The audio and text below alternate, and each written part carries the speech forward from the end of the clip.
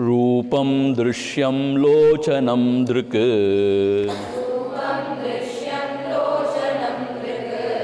तद्दृश्यं धृक्तु मानसम् दृश्याधिवृत्तयः साक्षी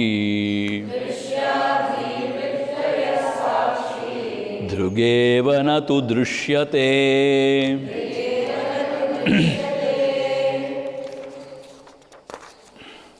नीलपीतस्थूलसूक्ष्मा ह्रस्वदीर्घातिभेदतः नानाविधानि रूपाणि पश्येत् लोचनमेकधा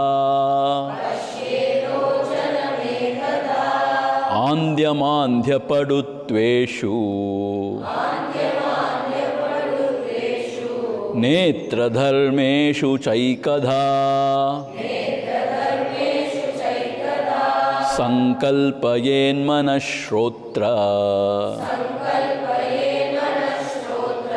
त्वगादौ योज्यतामिदम् कामसंकल्पसन्देहौ श्रद्धा श्रद्धे धृतितरे ह्रीधीर्भिरित्येवम् आदीन् भासयत्येकधाचितिः नोदेति नास्तमेत्येषा न वृद्धिं याति न क्षयम् स्वयं विभातयत् स्वयं विभात्यथान्यानि भासयेत् साधनं विना।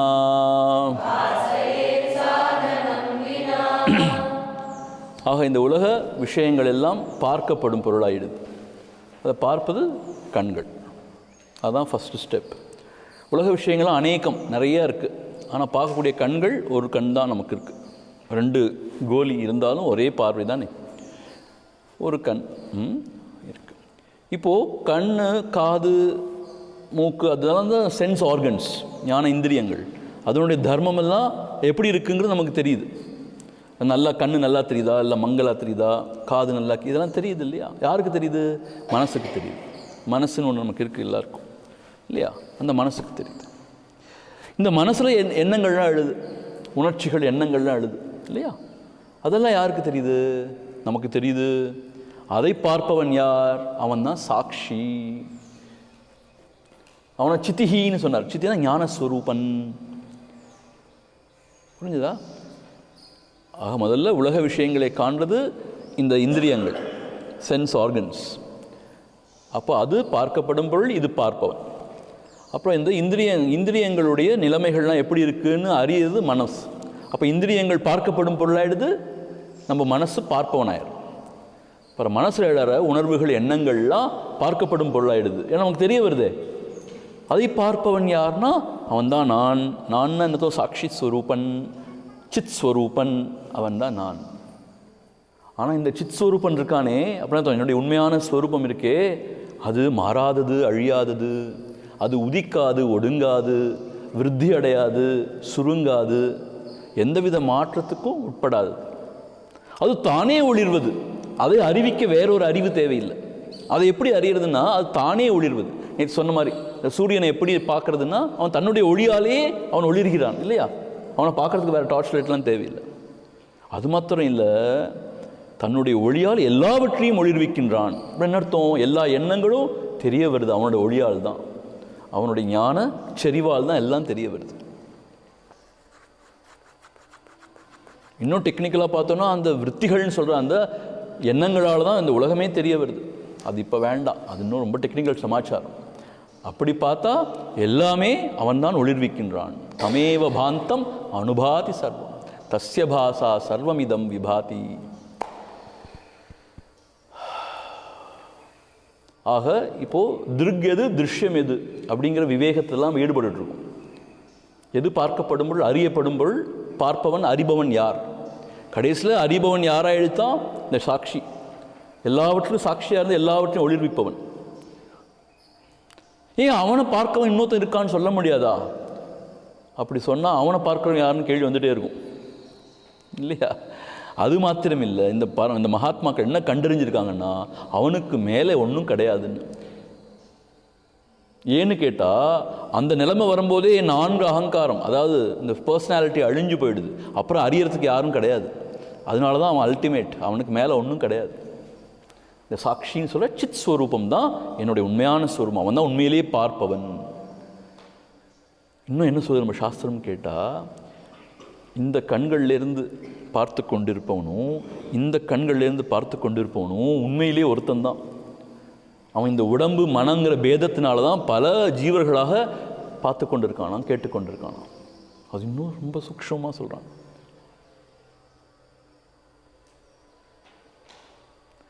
க்ஷேத்ரஜ்ஞம் சாபி மாம் வித்தி சர்வக்ஷேத்திரேஷு பாரத. க்ஷேத்ரஜ்ஞம் சாபி மாம் வித்தி சர்வக்ஷேத்திரேஷு பாரதன்னு பகவத்கீதை கிருஷ்ணன் சொல்கிறார். க்ஷேத்திரம்னா ஃபீல்ட்ஸ், இந்த இந்த பாடிஸ் எல்லாம் நிறையா இருந்தாலும் அது அறிபவன் க்ஷேத்ரஜ்ஞன் ஒருத்தந்தான், அவன் நான் தான் அப்படின்னு சொல்கிறார் கிருஷ்ணர். க்ஷேத்ரஜ்ஞம் சாபி மாம் வித்தி சர்வக்ஷேத்திரேஷு பாரத. க்ஷேத்ரஜ்ஞயோர் ஞானம் எத்தத் ஞானம் மதம் மம அப்படின்னு சொல்கிறார் அவர் 13வது சாப்டரில் 2nd வேர்ஸில் ரொம்ப அழகாக சொல்கிறார். ஸோ அதுதான் என்னுடைய உண்மையான ஸ்வரூபம். நேற்று நம்ம கேட்டோம், அதை தெரிஞ்சுக்கிறதா எனக்கு என்ன பிரயோஜனம்னு. அது ஆனந்த ஸ்வரூபம். நமக்கு எல்லாருக்கும் ஆனந்தம் தானே வேணும் உலகத்தில், அதுக்கு தான் நம்ம இவ்வளோ பாடுபடுறோம்.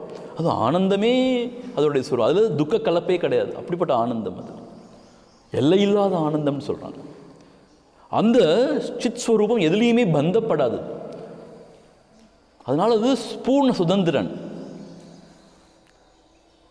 அது எல்லை இல்லாதது, பூர்ணன்னு சொல்கிறனால அங்கே எந்த குறையும் இல்லை, தோஷமும் இல்லை, எந்த ஆசைகளும் இல்லை, எந்த அவதிகளும் இல்லை. அதுதான் விடுதலை, அதுதான் பூர்ண சுதந்திரம். அதை உணர்ந்து அதுவாகவே இருந்தோன்னு சொன்னால் அதுதான் மோட்சம், வீடு பேர், அதுதான் எல்லாம் அப்படின்னு நம்ம சாஸ்திரம் சொல்லுது. இது வரைக்கும் பார்த்துருக்கோம் 5வது வருஷம் வரைக்கும். இன்றைக்கி 6வது வருஷத்துலேருந்து பார்ப்போம். நேற்று 83 பார்த்து எல்லாத்தையும் மறந்து போயிருப்பீங்க சொல்ல திருப்பி ஒரு வாட்டி நான் ரெஃப்ரெஷ் பண்ணேன். உங்களுக்கு எவ்வளோ புரியுதா இந்த அளவுக்கு? சரியா? சரி, ஸ்டெப் பை ஸ்டெப்பாக நீங்கள் இந்த லாஜிக் அண்ட் ரீசனிங்கை ஃபாலோ பண்ணிட்டே வந்தீங்கன்னா you will really be benefitted at the end of the camp. அது அப்படிப்பட்ட டெக்ஸ்ட்டாக இருக்குது. ஆனால் போக போக இன்னும் சட்டிலாகவும் இன்னும் கொஞ்சம் டீப்பாகவும் போயிட்டே இருக்கும். ஸோ உங்களுடைய புத்தியும் நீங்கள் ஷார்பன் பண்ணி உள்ளே வந்துகிட்டே இருக்கணும், அதை பின்னாடி ஃபாலோ பண்ணியே. அப்போ தான் இதெல்லாம் விளங்கும். பேன் எங்கேயா ப்ராக் பார்த்துட்டு இருந்தீங்கன்னா எல்லாம் போயிடும். சிச்சாயா வேஷதோ புத்தௌ பானம் தீஸ்து த்விதா ஸ்திதா ஏகாஹங்கிருதிரன்யா ஸ்யாத் அந்தக்கரணரூபிணி சிச்சாயா வேஷதோ புத்தௌ பானம் தீஸ்து த்விதா ஸ்திதா ஏகாஹங்கிருதிரன்யா ஸ்யாத் அந்தக்கரணரூபிணி. இப்போ அந்த சித் ஸ்வரூபம் சொன்னோம் இல்லையா, சாட்சி சித்தின்னு சொன்னோம் இல்லையா, சித்திகின்னு சொன்னோம் இல்லையா, அவன்தான் தானே ஒளிர்கிறான். அவனை அறியறதுக்கு வேற எந்த அறிவும் தேவையில்லை, தானே ஒளிர்கிறான். எல்லா விருத்திகள், எல்லா எண்ணங்களையும் அவன் ஒளிர்விக்கின்றான்னு பார்த்தோம். He illuminates all the thoughts in the mind. தீவிருத்தையா, மனசில் உள்ள புத்தியில் உள்ள விருத்திகள் எண்ணங்கள், அதெல்லாம் அவன் தான் ஒளிர்விக்கின்றான்னு தெரியப்படுத்துகிறான்னு பார்த்தோம் இல்லையா. எப்படி தெரியப்படுத்துகிறான் அப்படிங்கிறதுக்கு இந்த வேர்ட்ஸில் பதில் சொல்கிறார். ரொம்ப ரொம்ப இன்ட்ரெஸ்டிங்காக இருக்குது பாருங்க. என்ன செய்கிறான்னா, சிச்சாயா ஆவேஷத்தா புத்தௌ. புத்தௌனா புத்தியில், புத்தினா தான் நமக்கெல்லாம் புத்தின்னு இருக்குது நமக்கு எல்லாருக்கும். உங்களுக்கு புத்தி இருக்கா? இருக்கிற மாதிரி தான் சொல்கிறாங்க எல்லாரும். நமக்கு புத்தி உள்ளே இருக்குது, அதை வச்சு நம்ம யோசிக்கிறோம் இல்லையா, புத்தின்னு சொல்கிறோம் இல்லையா, ஒரு இன்ஸ்ட்ருமெண்ட். அந்த புத்திக்குள்ள சிச்சாயா ஆவேசத்தா, சித் அப்படின்னு என்ன அர்த்தம்? நாம் என்னுடைய ஸ்வரூபம், ஞான ஸ்வரூபம் சொன்னேன் இல்லையா, ஆன்ம ஒழின்னு சொன்னேன் இல்லையா, அதான் சித்துன்னு சொல்கிறது. அதை சித்திகின்னு நம்ம பார்த்தோம். சிச்சாயா, சாயானா என்ன அர்த்தம்னு கேட்டால் ஆக்சுவல் நிழல்னு அர்த்தம். இங்கே என்ன பொருள்னு கேட்டால் த ரிஃப்ளெக்டட் கான்ஷியஸ்னஸ்னு பொருள்.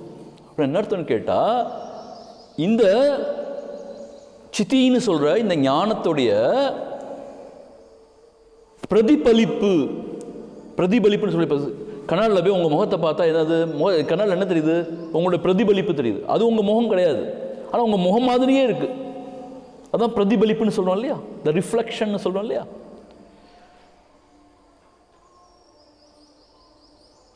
அதுதான் முகமா? இல்லை, முகம் இங்கே இருக்குது, ஆனால் அங்கே முகம் மாதிரியே ஒன்று இருக்குது. அதான் ரிஃப்ளெக்ஷன் ஆஃப் த ஃபேஸ்ன்னு சொல்கிறோம் இல்லையா. அதுபோல் சைத்தன்யம்னு சொல்கிற, சித் ஸ்வரூபம்னு சொல்கிற என்னுடைய ஸ்வரூபம், அதனுடைய ஒரு ரிஃப்ளெக்ஷன் அப்படின்னா அது மாதிரியே ஒன்று. சாயான்னு அது கிடையாது, அது மாதிரியே ஒன்று ரிஃப்ளெக்ஷன். அந்த ரிஃப்ளெக்ஷன் வந்து புத்தியில் பிரதிபலிக்கிறது. அப்படி பிரதிபலிக்கும் போது இந்த புத்தி, மனம், இந்த உடல்லாம் ஜடம் மாதிரி இருந்தால் கூட இந்த ஆத்ம சைத்தன்யத்தோட அந்த பிரதிபலிப்பினால அதுவும் இட் இஸ் என்லிவன்ட். அது ஜடம் வந்து சைத்தன்யம் ஆயிடுது, அர்த்தம் அறிவு மயமாயிடுது அப்படிங்கிறாருங்க. அந்த அறிவை கொண்டுதான் எல்லாவற்றையும் அறிகிறோம் அப்படின்னு சொல்ல போறாரு அடுத்து. இதுக்கு ஒரு உதாரணம் சொன்னா உங்களுக்கு ரொம்ப புரியும். உதாரணம் சொன்னாதான் புரியும். இந்த உதாரணம் ரொம்ப ஃபேமஸ், எல்லா இடத்துலையும் சொல்கிற உதாரணம் இது. வேதாந்தா கிளாஸ் எல்லாத்தையும் சொல்லுவாங்க. இப்போது ஒரு அறை இருட்டாக இருக்குன்னு வச்சுப்போமே, அதில் ஜன்னல்லாம் இருக்குது. திடீர்னு பார்த்தா ஒரு ஒரு ஒரு லைட், ரிஃப்ளெக்டட் லைட் மாதிரி இப்படி இப்படி ஆடி அசையுது. நீங்கள் பார்க்குறீங்க, இருட்டாக இருக்குது ரூம், என்ன லைட் இங்கே வருதுன்னு பார்க்குறீங்க. பார்த்தா வெராண்டாவில் ஒரு பக்கெட் இருந்திருக்கு, அதில் தண்ணி இருக்குது. அதில் சன் வந்து ரிஃப்ளெக்ட் ஆகி அந்த லைட் செஷன் அடிக்க பார்த்துருக்கீங்களா நீங்கள்? அப்படி ஆக்சுவலாக பார்த்தா pure sunlight you cannot C, அப்படி தான் சயின்ஸ் சொல்லுது. இந்த ரிஃப்ளெக்டட் சன்லைட் தான் பார்க்கவே முடியும் நம்ம. ஸோ இப்போது அந்த பியோர் சன் என்னதுன்னு கேட்டால் எதோடு நம்ம ஒப்பிடலான்னா நம்மளுடைய உண்மையான ஸ்வரூபம், சித் ஸ்வரூபம் சொன்னேன் இல்லையா, கான்ஷியஸ்னஸ், ஞான ஸ்வரூபம் சொன்னேன் இல்லையா, அதோட ஒப்பிடலாம். இந்த பக்கெட்டில் உள்ள தண்ணின்னு சொன்னேன் இல்லையா, பக்கெட் இந்த உடம்புன்னு வச்சுப்போமே, தண்ணி என்னன்னு கேட்டால் அதுதான் புத்தி, அந்தக்கரணம். அந்தக்கரணம் உள்ளே இருக்கிற இன்ஸ்ட்ருமெண்ட் புத்தின்னு வச்சுப்போமே. அதில் அது பிரதிபலிக்கும் போது, அந்த சூரியன் வந்து படும்போது ரிஃப்ளெக்டட், அங்கே ஒரு ஒளி உண்டாகுது இல்லையா, அந்த ஒளி இருட்டில் உள்ள ரூமில் உள்ள எல்லாத்தையும் ஒளிர்விக்குது. என்ன சேர் இருக்குது, டேபிள் இருக்குது, இங்கே அது இருக்குது, இது இருக்குன்னு. அதுபோல் இந்த ஆத்ம சைத்தன்யம் புத்திங்கிற அந்த வாட்டரில் ரிஃப்ளெக்ட் ஆகும்போது, அந்த மீடியத்தில் ரிஃப்ளெக்ட் ஆகும்போது என்ன ஆகிடுது? என்லிவன் ஆகி எல்லாவற்றையும் ஒளிர்விக்கிறது. இது என்ன விஷயம்னு கேட்டால், நம்ம சாஸ்திரம் என்ன சொல்றது, இந்த உடம்பு, மனசு, புத்தி எல்லாம் வந்து ஜட சம்பந்தமானது. அதுக்கே ஒன்றும் விஷயம் தெரியாது, அதே அறிய முடியாது எதையுமே. நமக்குள்ளே இருக்க ஞானஸ்வரூபம் சொல்கிறோம் பார்த்தீங்களா, அது அந்த புத்தியில் ரிஃப்ளெக்ட் ஆகும்போது, ரிஃப்ளெக்ட் நடத்தும் பிரதிபலிக்கும் போது, அப்போ ஒரு ஸ்பெஷல் லைட் ஒன்று உண்டாகுது, ஸ்பெஷல் இலுமினேஷன். அதுதான் எல்லாவற்றையும் ஒளிர்விக்கிறதுன்னு இங்கே சொல்கிறார். இப்போ என்ன பேசிகிட்டு இருக்கோம்? அந்த சைத்தன்யம் தன்னையே ஒளிர்வித்துக் கொள்கிறது, எல்லாவற்றையும் ஒளிர்விக்கிறது, எல்லா எண்ணங்களையும் அது ஒளிர்விக்கிறது. ஒளிர்விக்கிறது அர்த்தம் இட் இலுமினேட்ஸ், இட் என்லைட்டன்ஸ் அப்படின்னு சொன்ன பார்த்தோம் இல்லையா. எப்படி ஒளிர்விக்கிறதுன்னு கேட்டால், அது புத்தி அல்லது அந்தக்கரணம்னு சொல்கிற மனசில் பிரதிபலிக்கும் பொழுது அங்கே ஒரு ஸ்பெஷல் லைட் மாதிரி உண்டாயிடுது. அதான் சிச்சாயான்னு சொல்கிறார். சிச்சாயான்னு அர்த்தம் ரிஃப்ளெக்டட் லைட். அது எல்லா எண்ணங்களையும் அறியறதுக்கு உதவுது.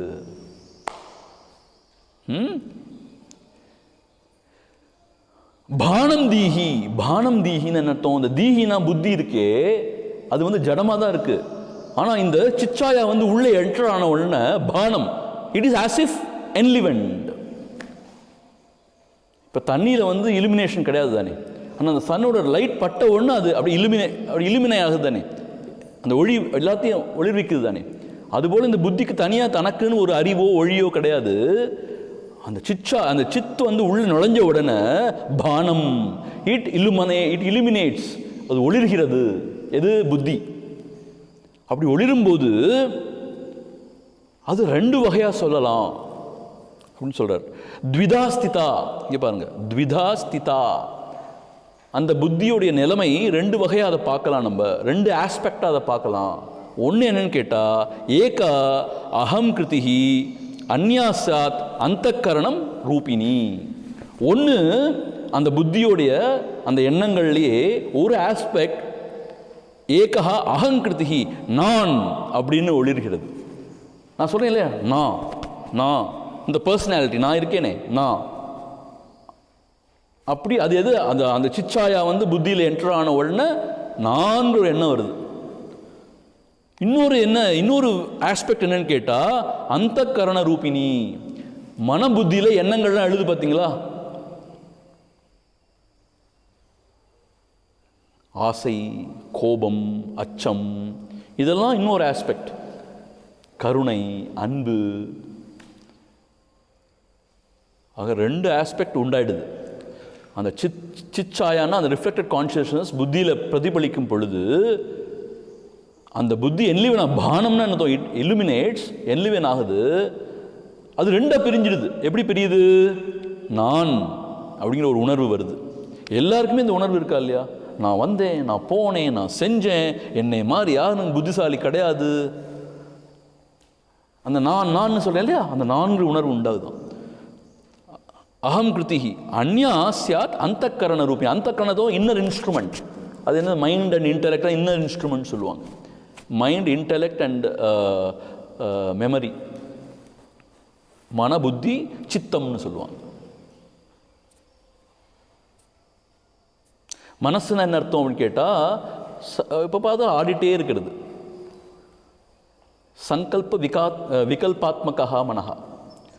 புத்தினா நிச்சயாத்மிகா புத்தி. ஒரு டெசிஷன் எடுத்தோன்னா அது பேர் புத்தின்னு பேர். எல்லாத்தையும் ரிமெம்பர், ஞாபகம் வச்சுக்கிறோம் இல்லையா, அது பேர் இது மன புத்தி, சித்தம் அப்படின்னு சொல்கிறாங்க. ஸோ இப்போது நல்லா கேட்டே வாங்க. சித்திகின்னு சொல்கிற நம்மளுடைய உண்மையான ஞான ஸ்வரூபம், பியோர் கான்ஷியஸ்னஸ் இங்கிலீஷில் சொல்லுவாங்க. அது புத்திக்குள்ளே என்டர் ஆன உடனே அது சிச்சாயாவாயிடுது. ரிஃப்ளெக்டட் கான்ஷியஸ்னஸ், ரிஃப்ளெக்டட் நாலேஜ், அந்த ரிஃப்ளெக்டட் லைட் ஆகிடுது. எப்படி அந்த சன்லைட் வந்து பக்கெட் ஆஃப் வாட்டரில் பட்ட உடனே ஸ்பெஷல் லைட் ஆகிடுதோ அது மாதிரி ஆன பிறகு அது ரெண்டு ஆஸ்பெக்டாக அதை பார்க்கலாம். அப்போ ரெண்டு ஆஸ்பெக்டாக பிரிஞ்சிடுது. ஒன்று அகம், நான் அப்படின்னு, இன்னொன்று வேற எண்ணங்களா. அப்போ நான்கிறது என்ன அர்த்தம்னு கேட்டீங்க, குருஜி அழகாக விளக்கியிருக்கார். இந்த நான்கிறது என்னன்னு கேட்டால், அறிபவன், இன்னொன்று அறியப்படும் பொருள் அப்படின்னு ஆயிடுது.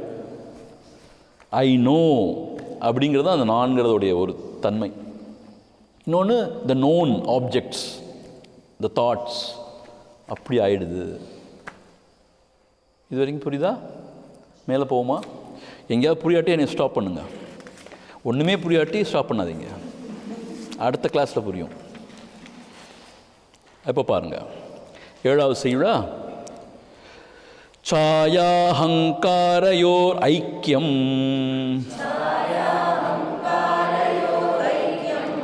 தப்தாய பிண்டவன்மதம்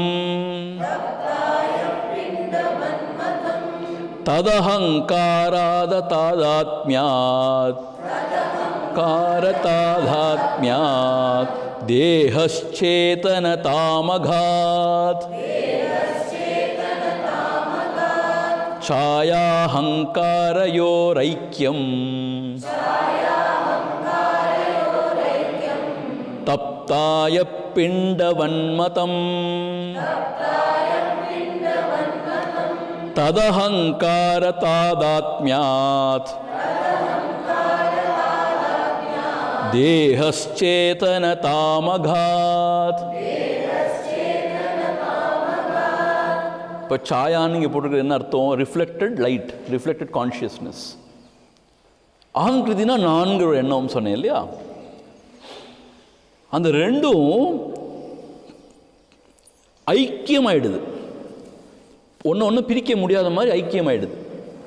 எது எதுவும் ரெண்டு விஷயங்கள் சொல்ல. ஒன்று சாயான ரிஃப்ளெக்டட் கான்ஷியஸ்னு சொன்னேன் இல்லையா, இந்த ரிஃப்ளெக்டட் லைட்னு சொன்னேன். அதுவும் நான் ஒரு எண்ணம் முளைக்குன்னு சொல்கிறேன் இல்லையா, அது ரெண்டும் ஒன்று பின்னி பிணைந்து பிரித்து பார்க்க முடியாத அளவுக்கு தாதாத்மியம். எப்படி ஆயிடுதுன்னு கேட்டால், தப்தாயக பிண்டவன்மதம். பிண்டவன்னு சொன்னா ஒரு அயன் பால்னு வச்சுப்போமே. தப்தாயகனா ஒரு ஃபயர், அது ரெண்டும் சேர்ந்தா எப்படி ஆகிடும், அந்த மாதிரி ஆகிடுது. என்ன அர்த்தம்னு கேட்டால், இந்த அயன் பால் இருக்கு இல்லையா, அதுக்குன்னு ஒரு லைட் கிடையாது, ஹீட் கிடையாது. அதுக்கு என்ன இருக்குது, ஒரு வெயிட் இருக்குது, ஒரு ஃபார்ம் இருக்குது. இன்ஃபேக்ட் அது கோல்டாக இருக்கும் தொட்டு பார்க்க சாதாரணமாக. ஆனால் இந்த ஃபயர் இருக்கே, அதுக்கு ஒரு ஆக்காரம் கிடையாது, ஒரு ஃபார்ம் கிடையாது. ஆக்சுவலாக ஃபயருக்கு ஒரு ஃபார்ம்னு கிடையாது, வெயிட் எல்லாம் கிடையாது ஃபயருக்கு. அதில் என்ன இருக்குது, லைட் அண்ட் ஹீட் இருக்குது. இப்போ ரெண்டும் சேர்ந்த பிறகு என்ன ஆயிடுதுன்னா, லைட் அண்ட் ஹீட்டுடைய ஒரு அயன் பால் ஆகிடுது. அப்படின்னு அர்த்தம், ரெண்டும் ஒன்றாகி நமக்கு ரெண்டும் பிரித்து பார்க்க முடியாத அளவுக்கு ஒன்றாயிடுது. அது போல அப்படின்னு ஒரு எக்ஸாம்பிள் கொடுக்குறாரு. தப்தாயாக பிண்டவன்மதம்னு, அந்த பிண்டன்னு அயன் பால், நம்ம பிண்டம்னு கூட சொல்லுவோம் இல்லையா, இந்த சார்த்தத்தில் கொடுக்குற பிண்டம் ரைஸ் பால் உருட்டி வைப்பாங்க. இங்கே பிண்டம்னு என்ன அர்த்தம், இந்த அயன் பால் தான் சொல்கிறார் வேறு. தப்தாயாகனா அது ஃபயரில் போட்ட உடனே அது it gains heat and light, ஐக்கியமாயிடுதுன்னா அர்த்தம். ரெண்டையும் பிரித்து பார்க்க முடியாது, ஐக்கியமாயிடுது. அதுபோல் இந்த சித் ஸ்வரூபம் சொல்கிறது புத்தியில் ரிஃப்ளெக்ட் ஆகுதுன்னு சொல்கிற சாயாவா, இந்த ரிஃப்ளெக்டட் லைட், அதுவும் நான் அகங்கிருதி அப்படிங்கிற உணர்வும் ஒன்றுக்கு ஒன்று ஐக்கியமாயிடுது.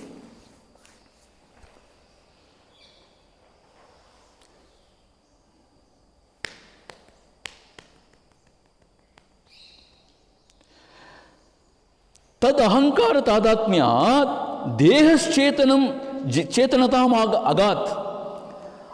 அப்படி அந்த அகங்காரமும் அகம் விருத்தியும் அந்த ரிஃப்ளெக்டட் லைட்டும் ஒன்றாகி அது உடம்புல வெளிப்படும் போது ஜடமாக இருக்கிற உடம்பு கூட டைனமிக் ஆகிடுது.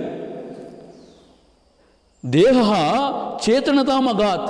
சேத்தனதாம் அர்த்தம் ஆஸ் இஃப் இந்த உடம்புக்கே ஒரு உயிர் இருக்கிற மாதிரி, உடம்பே இயங்குற மாதிரி, அதானா இயங்குற மாதிரி. இந்த உடம்பு சவம் தான் இல்லையா, செத்து போயிட்டா என்ன சொல்கிறோம், ஒன்றுமே அதுக்கு தெரியாதுன்னு சொல்கிறோம். ஆனால் அது உயிரோடு இருக்கும்போது என்ன செய்யுது, எல்லாம் தெரியுது, அதுக்கு எல்லாத்தையும் பார்க்குது, செய்யுது. எப்படி அது செய்யுன்னு கேட்டால், இந்த சைத்தன்ய வஸ்து புத்தியில் சிச்சாயா வெளிப்பட்டு நான்கு உணர்வை பெற்று அது நான் தான் இந்த தேகம் அப்படின்னு ஐடென்டிஃபை பண்ணிக்குது. அப்படி பண்ணும்போது இந்த ஜடமாக இருக்கிற தேகம் கூட ஆஸ் இஃப் இட் இஸ் என்லிவென்ட். என்லிவென்ட் என்ன அர்த்தம் அப்படின்னு கேட்டால், அது இங்கே ஓடுது, ஆடுது, வேலை செய்யுது, இது செய்யுது, அது செய்யுது. அதே உயிர் போயிடுச்சுன்னா சவம்னு சொல்கிறோம், ஒன்றுமே செய்ய முடியாதுன்னு சொல்கிறோம்.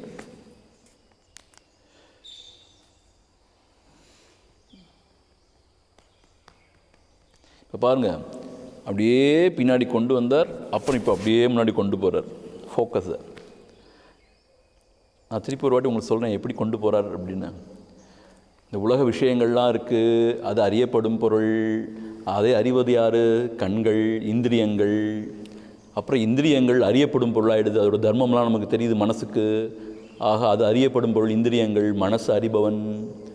அப்புறம் மனசில் எல்லார எண்ணங்கள் தெரிய வருது, அது அறியப்படும் பொருளாகிடுது. அதுக்கு பின்னாடி இருக்க சாட்சியாக இருக்கிற அந்த ஞானஸ்வரூபனாகிய சித் ஸ்வரூபன், அவன் அறிபவனாக இருக்கின்றான். அவனுக்கு மேலே அறியறது யாரும் கிடையாது அப்படின்னு ஃபோக்கஸ் அப்படியே உள்ளே கொண்டு வந்தார். இப்போது இந்த சித் ஸ்வரூபன் எப்படி எல்லாத்தையும் அறியறான் அப்படின்னு ஃபோக்கஸை திருப்பி வெளியில் கொண்டு போகிறார். எப்படி அறியறான், அவன் முதல்ல புத்திக்குள்ளே அந்த ஸ்பெஷல் லைட்டாக வரான். அது அகங்கிருத்தின்னு நான்கிற உணர்வாகவும் வேறு எண்ணங்களாகவும் ரெண்டாக பிரியுது. இந்த அகங்காரம் இருக்கே, அந்த சிச்சாயாவுடைய லைட்டில் அப்படியே குளிக்கிறான். He is bathed in the light of consciousness. எப்படி இந்த அயன் பாலும் ஃபயரும் அப்படியே ஒன்றாகிற மாதிரி இந்த நான்கிற உணர்வு சிச்சாயாவோடு அப்படியே ஐக்கியமாகி அதில் குளித்து அவன் சைத்தன்ய வஸ்து மாதிரி தெரிகிறான். அந்த சைத்தன்ய வஸ்து இந்த உடம்பு ஜடம், அது ஷவம் தான். அது அந்த உடம்போடு ஐக்கியமாகும்போது உடம்பு உயிர் பெற்றோ இல்லை எல்லாத்தையும் அறிவாத மாதிரியோ ஓடுது, ஆடுது, எல்லாம் செய்யுது. புரியுதா? இதுதான் 7th verse சொல்லியிருக்கார். இப்படி தான் நடக்குது. தது அகங்கார தாதாத்மியாத் தேகா, தேகான உடம்புன்னு அர்த்தம். தேகா சேத்தனதாம் அகாத், சேத்தனதாம் அது உயிர் பெற்று உணர்வு பெற்று ஓடி ஆடுற டைனமிக்கான ஒரு என்டைட்டி மாதிரி அகாத் ஆயிடுது.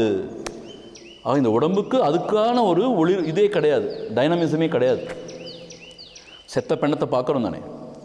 ஆனால் இந்த சிச்சாயாவோடு சேர்ந்த இந்த அகங்கார விற்த்தியானது, நான்கிற விற்த்தியானது, இந்த உடம்போட நான் தான் இந்த உடம்பு நினச்சிக்கிறோம்ல, அதுதான் இங்கே தாதாத்மியம், ஐடென்டிஃபிகேஷன். நான் இந்த உடம்பு நினச்சிக்கும் போது இந்த உடம்பும் சைத்தன்யம் மாதிரி ஓடி ஆடி விளையாட ஆரம்பிச்சிடுது. நான் அறிகிறேன் எல்லாவற்றையும், நான் உணர்கிறேன், நான் அனுபவிக்கின்றேன் அப்படின்னு இந்த உலகத்தில் ஓட ஆரம்பிச்சு. இந்தியனாக இருந்தாலும் சரி, அமெரிக்கனாக இருந்தாலும் சரி, ஆஃப்ரிக்கனாக இருந்தாலும் சரி, எல்லாருக்குமே இதே தான். So it's universal truth. அவன் கிறிஸ்டினாக இருந்தாலும் சரி, முஸ்லீமாக இருந்தாலும் சரி, ஹிந்துவாக இருந்தாலும் சரி, எல்லாருக்குமே, அவன் நாடாராக இருந்தாலும் சரி, கோணாராக இருந்தாலும் சரி, செட்டியாராக இருந்தாலும் சரி, பிராமணனாக இருந்தாலும் சரி, சூத்திரனா யாராக இருந்தாலும் இதே தான்.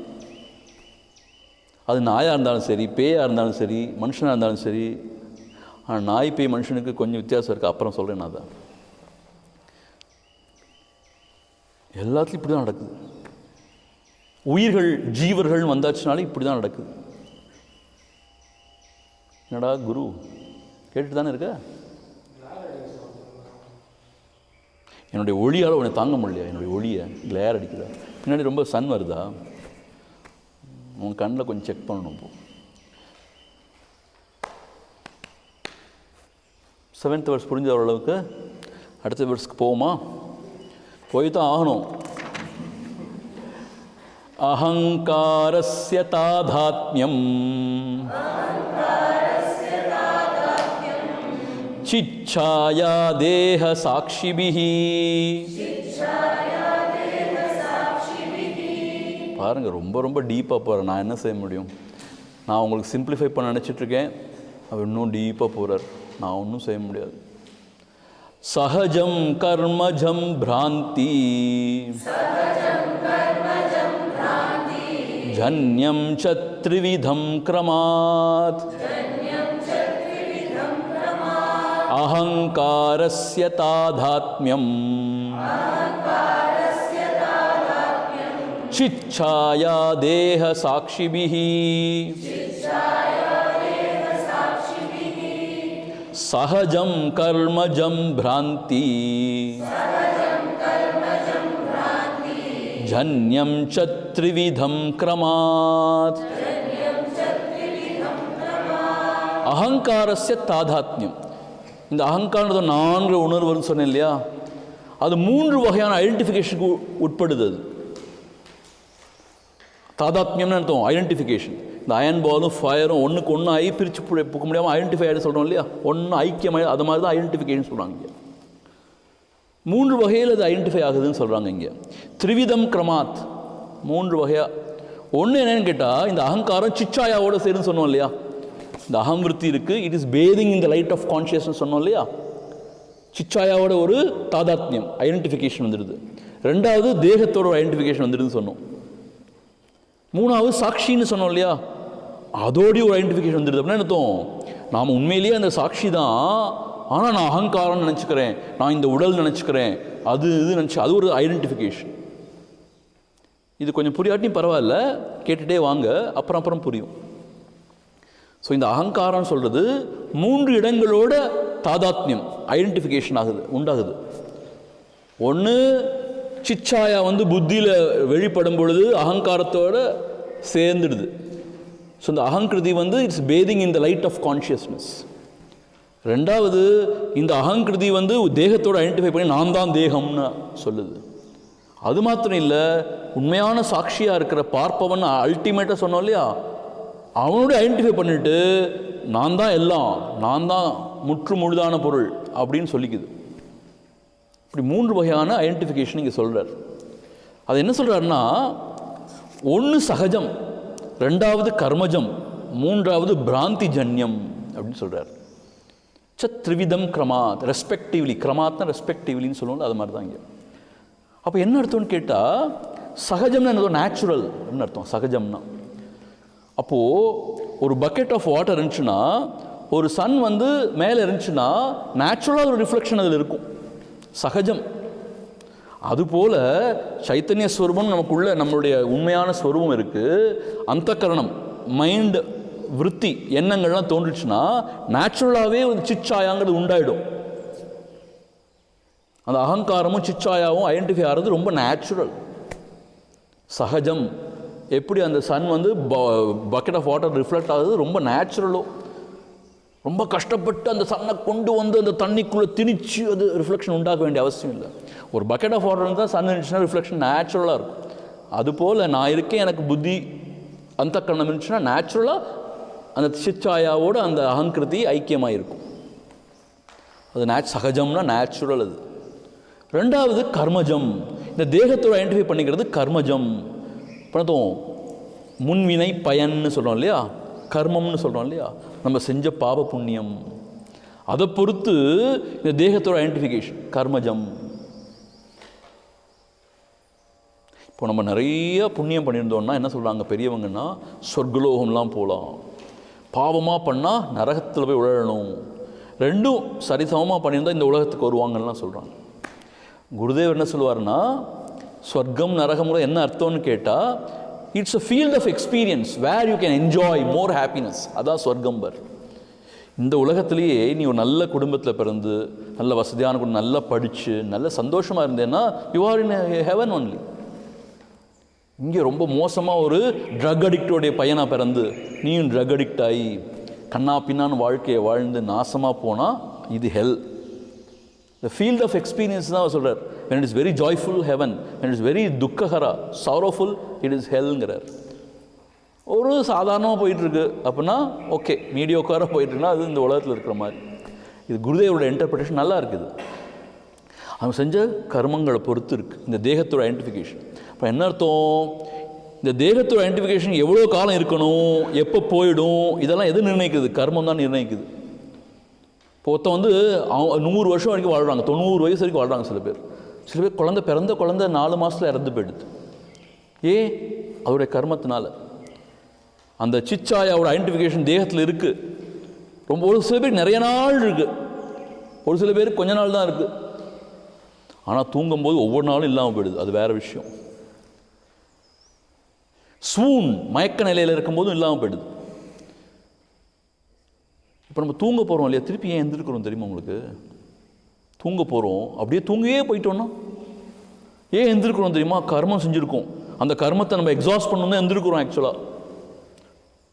ஸோ கர்மம் சும்மா விடாதான், செஞ்ச புண்ணியம் இருக்கே பாவம் இருக்கே சும்மா விடாதான், அதை அனுபவிச்சு தான் ஆகணும் இல்லையா? சுவாமிஜி நான் அப்படியே தூங்கும்போது தூங்கியே போயிட்ட சந்தோஷமாக இருக்குமே, அப்படி செய்ய முடியாது. நீ எவ்வளவு சோம்பேறியாக இருந்தாலும், அடிமட்ட சோம்பேறியாக இருந்தாலும் எவ்வளோ நேரம் தூங்க முடியும்? சரி 2 நாள் தூங்கு, அப்புறம் எப்படி தூங்க முடியுமா? உடம்பு வலிக்கும், ரொம்ப நேரம் படுத்துருந்தா உடம்பு வலிக்கும் தெரியுமா உங்களுக்கு? ஆமாம் தலையாட்டுறா, ரொம்ப அனுபவிச்ச மாதிரி. தூங்கவே முடியாது, எவ்வளோதான் நீ முயற்சி பண்ணு. அதே மாதிரி ரொம்ப நாள் முழிச்சுட்டும் இருக்க முடியாது, பைத்தியம் முடிச்சிடும் இல்லையா? இதெல்லாம் எது டிசைட் பண்ணுதுன்னா நம்ம செஞ்ச கர்மம். சில பேர் அந்த மாதிரி பேன் முடிச்சுட்டே இருப்பாங்க நைட்டு பூரா, சில பேர் தூங்கிட்டே இருப்பாங்க பகலில் பூரா. அப்படி தான் நம்மளோட யுவ கேந்திர ஒரு பொண்ணு இருந்தால் அவள் எப்போ பாரு தூங்கிட்டே இருப்பாள். நான் அவட விளையாட்டுக்கு சொல்லுவேன், இங்கே பார் நீ ரொம்ப தூங்குற, இந்த கோட்டாவெல்லாம் முடிச்சிட போகிற இப்பயே சின்ன வயசுலேயே, வயசாகணும் தூக்கமே உனக்கு வராது அப்படி சொல்லுவேன். இப்போ அப்படி தான் நடந்துட்டுருக்கு. இப்போ அவளுக்கு தூக்கமே வர மாட்டேங்குது. நல்லது தானே சுவாமிஜி, தியானம்லாம் பண்ணானா அப்போ தியானமும் பண்ண முடியாது, அறகுறையாக தூக்கம் வரும், முழுசாக வராது, தூக்கமும் வராது, முழிப்பும் வராது. அது கர்மஜம், செஞ்ச பாப புண்ணியங்களுக்கு ஏற்ற மாதிரி இந்த உடம்போட ஐடென்டிஃபிகேஷன். உடம்பு எவ்வளோ காலம் வாழப்போகுது, சாக போகுது, என்ன செய்ய போகுது, இதெல்லாம் கர்மஜம். 2வது ஐடென்டிஃபிகேஷன். 3வது ஐடென்டிஃபிகேஷன் அந்த உண்மையான ஸ்வரூபம் சொல்கிறோம் இல்லையா, ஞான ஸ்வரூபம், சாட்சி மாத்திரம், அதோடு ஐடென்டிஃபை பண்ணுது. இப்போ என்ன அர்த்தம், அந்த சாட்சிங்கிறது அழியாதது, எல்லை இல்லாதது. ஆனால் இந்த அகங்காரம் தோன்றி மறையக்கூடியது, அழிஞ்சு போகக்கூடியது. இதுவும் அது ஒன்றாயி நான் அழியவே மாட்டேன், நான் மாறாதவன், நான் அழியாதவன், நான் பூரன், நான் என்ன செஞ்சிருவேன் தெரியுமா, சாதிச்சிருவேன் தெரியுமா அப்படின்னு அகங்காரம் கொக்கரிக்குது. இதைத்தான் அவர் 3வது ஐடென்டிஃபிகேஷன் சொல்கிறார். இந்த அகங்காரங்கிறது தோன்றி மறையிறது சின்ன விஷயம், அது உடம்போடு ஐடென்டிஃபை பண்ணிட்டு இருக்கு. ஆனால் அந்த சித் ஸ்வரூபங்கிறது எல்லையில்லாத ஆனந்தம். இது ரெண்டும் ஒன்றாகி இந்த உடம்போடு சேர்த்து நான் தான் அந்த இல்லாத வசதி. ஹிரண்யகசிபு அப்படி தான் சொன்னான், நான் கடவுள், நான் அழிய மாட்டேன், என்னை யாரும் அழிக்க முடியாது, சர்வ வல்லமை பொருந்தியவன். அப்படிதான் நாமளும் நினச்சிட்டு இருக்கோம் ஆக்சுவலாக. நம்ம ஆனால் இவ்வளோ பெருசாக சொல்லிக்கிறது இல்லை, மனசு அப்படி நினைப்பு இருக்குது. நம்ம எல்லாருக்குமே ஒரு நினைப்பு இருக்குது, நான் ரொம்ப அழகு, என்னைய மாதிரி புத்திசாலி யாரும் கிடையாது, எல்லாருக்குமே ஒரு நினைப்பு இருக்குது அப்படி. சரியா? இது பிராந்தி ஜன்யம். பிராந்தின்னா என்ன அர்த்தம்? இந்த பிராந்தி இல்லை, ஆனால் இந்த பிராந்தி குடித்தா அந்த பிராந்தி வரும், அது வேறு விஷயம். பிராந்தினா டெல்யூஷன். பிராந்தினா டெல்யூஷன், மனமயக்கம். ஏதோ ஒரு மனமயக்கத்தில் தான் உண்மையான ஸ்வரூபத்துக்கும் இந்த அகங்காரத்துக்கும் வித்தியாசம் தெரியாமல் இந்த அகங்காரம் என்ன சொல்லுது? நான் தான் அந்த எல்லையில்லாத வஸ்துவாக்கும், எனக்கு அழிவு கிடையாதாக்கும் அப்படின்னு சொல்லி கொக்கரிக்குது. ஸோ இந்த அகங்காரம் இருக்கே, அது 3 விஷயங்களோடு ஐடென்டிஃபை பண்ணிக்குது. தாதாத்மியம்னா ஐடென்டிஃபிகேஷன். ஐடென்டிஃபிகேஷன் இந்த அயன் பாலும் நெருப்பும் ஒன்று மண்ணாக ஆயிடுற மாதிரி, அந்த மாதிரி இந்த அகங்காரம் இருக்கே சிச்சாயாவோட லைட்டில் குளிக்குது முதல்ல, அது ஒரு ஐடென்டிஃபிகேஷன். ரெண்டாவது தேகத்தோடு ஐடென்டிஃபை பண்ணி நான் தான் இந்த உடம்புன்னு சொல்லுது, அது ஒரு ஐடென்டிஃபிகேஷன். மூணாவது இந்த சாட்சின்னு சொல்கிற உண்மையான அந்த ஞான ஸ்வரூபத்தை ஐடென்டிஃபை பண்ணி நான் எல்லையில்லாதவன், நான் பூரணன். அகங்காரம் சொல்லுது அப்படி, எனக்கு எல்லாம் தெரியுமாக்கும்.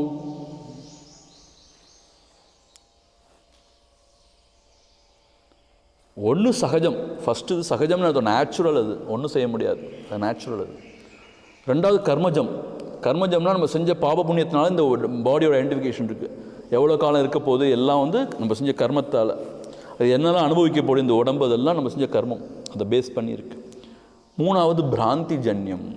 ஏதோ ஒரு மன மயக்கத்தினால தான் இந்த அகங்காரம் ஸ்வரூபத்தோடு ஐடென்டிஃபை பண்ணி நான் அதுவாக்கும் அப்படின்னு சொல்லுது. திருப்பி ஒரு வாட்டி என்ன? நான் சித் ஸ்வரூபம், சாட்சி ஸ்வரூபம், எல்லையில்லாத ஆனந்த ஸ்வரூபம், பூரணன் அப்படின்னு, அதுதான் என்னுடைய உண்மையான ஸ்வரூபம். அப்படி நான் இருக்கேன். அது சூரியன் மாதிரி எக்ஸாம்பிள் தான் சொல்கிறேன். புத்தி அப்படின்னு ஒரு மீடியம், ஒரு அந்தக்கரணம், ஒரு எக்யூப்மெண்ட்.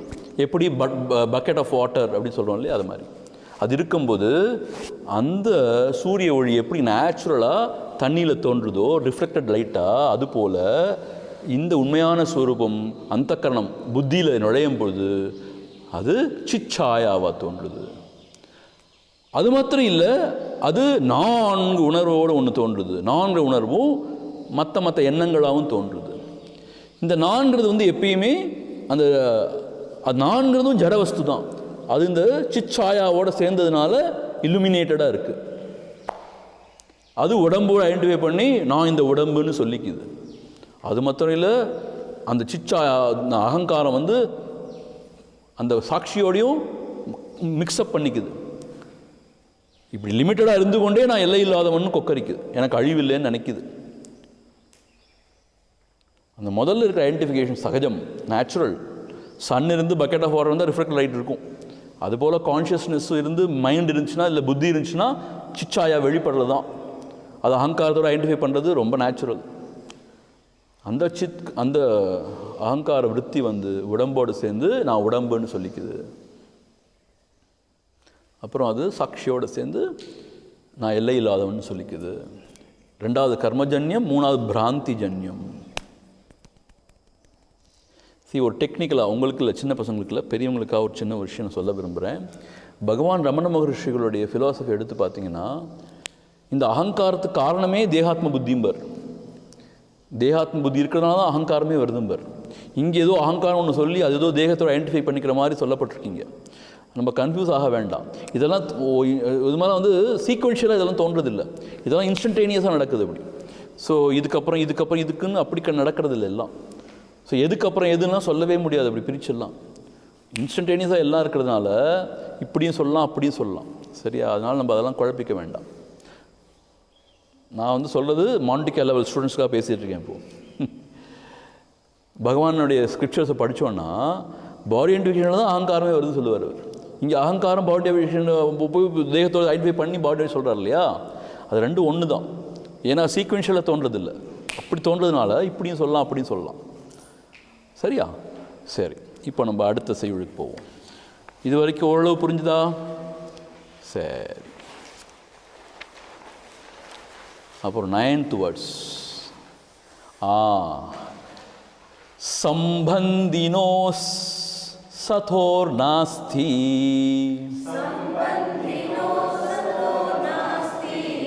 நிவృత్తి சஹஜஸ்ய தூ கர்மக்ஷயாத் பிரபோதாச்ச நிவர்த்தேதே க்ரமாத் உபே சம்பந்தினோ சதோர் நாஸ்தி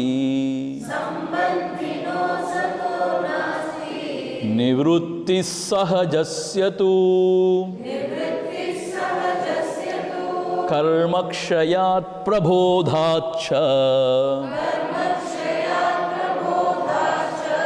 நிவர்த்தேதே க்ரமாதுபே. சம்பந்தினஹ சதஹ நாஸ்தி நிவృత్తిஹி சஹஜஸ்ய தூ. இப்போ இந்த 3 வகை ஆக்டிவிட்டி சொன்னார் இல்லையா? முதல்ல சகஜம்னு சொன்னார் இல்லையா? அதை ஒன்றுமே செய்ய முடியாதுங்கிறார். இப்போ சம்பந்தினஹா சதஹா நாஸ்தி நிவృత్తిஹி. நாஸ்தி நிவృత్తిஹின்னா அந்த ஐடென்டிஃபிகேஷனை ஒன்றும் செய்ய முடியாது. ஆஸ் லாங் அஸ் நான் ஒருத்தர் இருந்து புத்தின்னு ஒன்று இருந்துச்சுன்னா, ஐ நோ, நான் அறிகிறேன் அப்படிங்கிற உணர்வு வந்து கொண்டே தான் இருக்கும். அது சகஜமான ஐடென்டிஃபிகேஷன். முதல்ல சொன்ன identification, sun bucket of water reflection தோன்றுறது. இந்த அகங்கிருதி இந்த சன்லைட்டில் பேத் பண்ணுறதுன்னு சொன்னோம் இல்லையா? அகங்கிருதி இந்த ஆத்ம சைத்தன்யத்தை பேத் பண்ணுறது சொன்னோம் இல்லையா? சிச்சாயாவோட அது அப்படி தான் இருக்கும். அதை ஒன்றும் செய்ய முடியாது, சகஜம். அப்போ அதுக்கு மீட்சியே கிடையாது அப்படின்னு கேட்டால், குருஜி என்ன சொல்கிறான்னு கேட்டால், சகஜமாக வந்து சகஜமாக போயிடும் அப்படின்னு என்ன அர்த்தம்னு கேட்டால், அந்த பரம்பொருளை உணரும் பொழுது இப்போ பக்கெட்டில் வாட்டரே இல்லாமல் போச்சுன்னா ரிஃப்ளெக்ஷன் இருக்காது தானே. ஸோ தாட்ஸே இல்லாத, தாட்ஸை கடந்த நிலையில் அந்த ஐடென்டிஃபிகேஷன் இருக்காது அப்படிங்கிறார் அவர். இங்கே நிவృత్తి நாஸ்தினே சொல்கிறார். இங்கே சகஜமாக வந்ததுக்கு நிவృత్తిயே கிடையாதுங்கிறார்.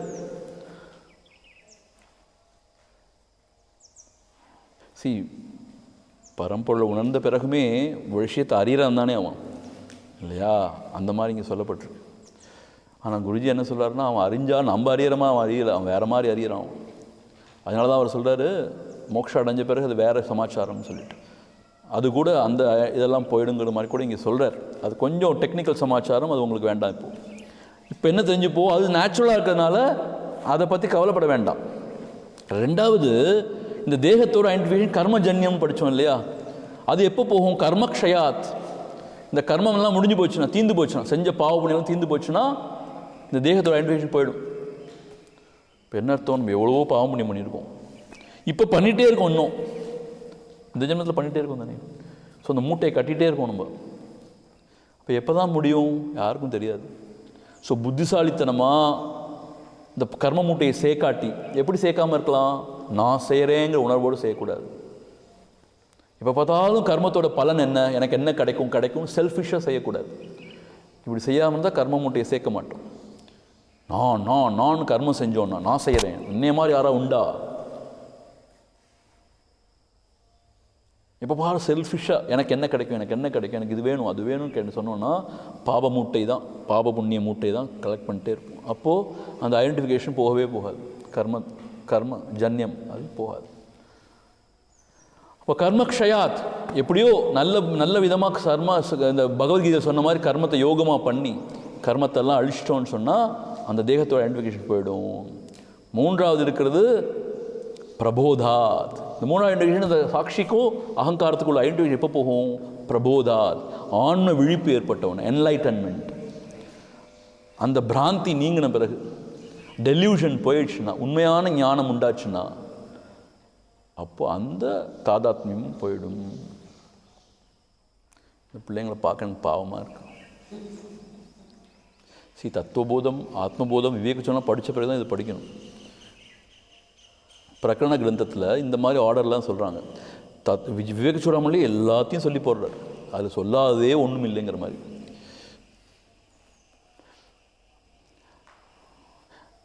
Game of life, I love you letters அப்படின்னு படிச்சுட்டு குழந்தைங்களை வந்து சிச்சாயா, அது அகங்கிருத்தியோட பேதிங் இந்த லைட், இது identifying with the body, identifying with சாட்சி, அது சகஜம், இது கர்மஜன்யம், பிராந்தி ஜன்யம், இதெல்லாம் சொல்லி இது போகவே போகாது, இது கர்மம்லாம் போனால், கர்மம் எப்போ போகும் தெரியாது, ஆனால் போனால் போயிடும், பிராந்தி டெல்யூஷன் போனால் இது இப்போ மூணாவதும் போயிடும் இப்படிலாம் சொன்னால், ஏற்கனவே அரகர தூக்கம்.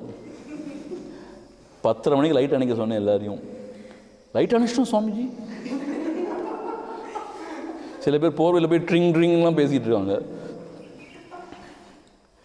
அது இப்போ இல்லை, ட்ரிங் ட்ரிங் தெரியாது. எத்தனை மணிக்கு தூங்குறாங்க யாருக்கு தெரியும்? அவங்க மனசாட்சி தான் அவங்களுக்கு சொல்லணும். பாலான்னா கூட அப்படி தான். நேத்தி எத்தனை மணிக்கு தூங்க தெரியுமாவா?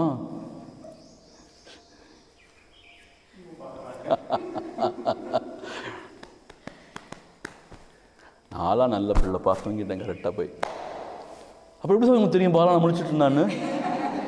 எனக்கு ஞான திருஷ்டி இருக்குதானே, சுவாமி இல்லையாண்ணா? ஒவ்வொருத்தரும் எத்தனை மணிக்கு தூங்க எனக்கு தெரியும். நான் தியானம் பண்ணாமல் எனக்கு தெரிஞ்சது எல்லாம். நீங்கள் எத்தனை மணிக்கு தூங்குனீங்க எல்லாம்?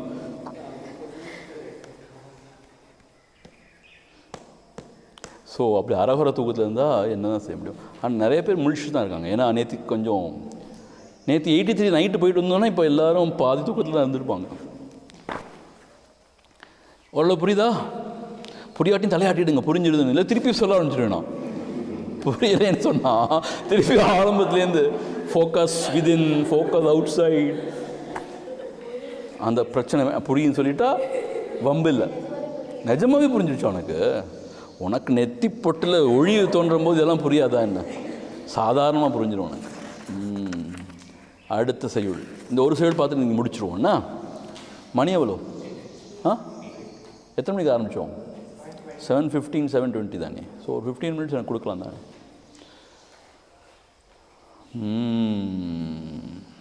அஹங்கார லயே சுப்தௌ பவேத் தேஹோப்யசேதனஹ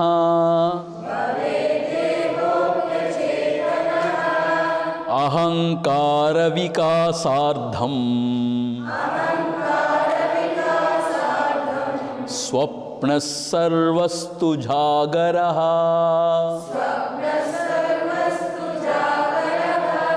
அஹங்காரலயே சுப்தௌ பவேத் தேஹோப்யசேதனः அஹங்கார விகாசார்த்தம் ஸ்வப்ன சர்வஸ்து ஜாகரः. அகங்காரம் சொன்னோம் இல்லையா, நான்கு உணர்வு, which is bathing in the light of consciousness. சிச்சாயாவோடைய இதில் குளித்து கொண்டு இருக்கிற அந்த அகங்காரம் சொன்னேன் இல்லையா. தூக்கத்தில் என்ன ஆகுது? சுப்தவுனா தூக்கம்னு அர்த்தம், ஆழ்ந்த நித்திரை. ஆழ்ந்த தூக்கத்தில் என்ன ஆயிடுதுன்னு கேட்டால் லயே, அப்படியே அந்த தூக்கத்தில் போய் ஒடுங்கிடுது அகங்காரங்கிற உணர்வு. தூங்கும்போது நல்லா ஆள் தூங்கும் போது நாங்கிற உணர்வு நமக்கு இருக்கா? இல்லை. அப்போ என்ன ஆயிடுதுன்னா தேகா அப்படி அச்சேதனஹா பவேத். தேகான அந்த உடம்பு கூட ஜடம் மாதிரி ஆயிடுது. இப்போ என்ன அர்த்தம்? இந்த அகங்காரம் முழிச்சிட்டு இருக்கும் பொழுது இந்த தேகம் ஓடி ஆடி விளையாண்டு அது இது எல்லாம் செய்யுது. அந்த அகங்காரம் அப்படியே தூக்கம் ஒடுங்கிடுது. தூக்கத்தில் உடம்பும் அச்சேதனஹா பவேத். அச்சேதன ஜடம் மாதிரி பெட்டில் படுத்த படுக்க ஆயிடுது. அப்புறம் புரண்டு படுக்கிறோம், அது வேறு விஷயம். நல்ல ஆழ்ந்த நித்திரைனா என்ன நடக்குதுன்னே தெரியாது நமக்கு. அச்சேதனஹா. சரி, சொப்பனத்தில் என்ன நடக்குது? அகங்காரா விகாச அர்த்தம். அர்த்தம்னா அரைகுறைன்னு அர்த்தம், பாதின்னு அர்த்தம். இந்த அகங்காரம் பாதி வெளிப்படுது, அரைகுறையாக வெளிப்படுது. ஆனால் அந்த புத்தி இல்லை. அப்போ மனதோட இயக்கம் மாத்திரம்தான் இருக்கு. அதான் அர்த்தம்னு சொல்றார். ஒரு பாதி அரைகுறையாக வெளிப்படும் பொழுது கனவு காண்றோம். சர்வஹாத்து ஜாகரஹா, அது முழுசாக வெளிப்படும் போது அகங்காரம். ஜாகரஹானத்துவம் இந்த விழிப்பு நிலை. 3 நிலை இருக்குது நமக்கு. ஒன்று ஆழ்ந்த நிதிரையில் இருக்கும், இல்லை ஃபுல்லாக முழிச்சு கொள்ளாமல் அறகுறையாக இருக்கும்போது கனவு காண்றோம். நிறைய பேர் இப்போ கூட கனவு காண்றாங்க. அறகுறையாக முழிச்சுட்டு இருந்தால் கனவு. கேதரிங் உள்மாங்க, தெரியுமா உங்களுக்கு இங்கிலீஷில்? தேவையில்லாமல் மனசு எதையாவது நினச்சிட்டே இருக்கும். அதான் கேதரிங் உள். அர்த்தமே இருக்காது, நமக்கே தெரியும் அர்த்தம் இல்லைன்னு, ஆனால் செஞ்சுட்டே இருக்கும் அது.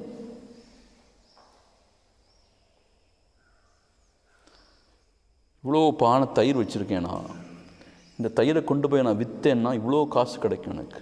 அதை வச்சு இன்னும் 2 மாடு வாங்குவேன். அந்த 2 மாடு இன்னும் நிறையா பால் கறக்கும். அப்போ இன்னும் நிறைய தயிர் வந்துடும். அதெல்லாம் விற்பேனா. இப்படியே பேசிகிட்டே போகும் மனசு. அப்புறம் ஒரு நாளைக்கு மாடு மரண்டு பண்ணி முட்டை வந்துச்சு. அப்படியே போடாத ஒரு எத்து விட்டேன் அப்படி சொல்லி அந்த தயிர் பானையை உதச்சி விட்டாராம். தயிர்லாம் உடஞ்சி கொட்டி போச்சு.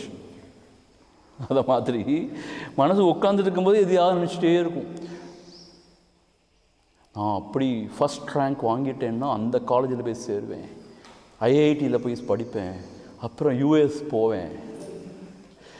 யூஎஸில் போய் என்ன செய்த? நாசாவில் போவேன். நாசாவில் போவேன்.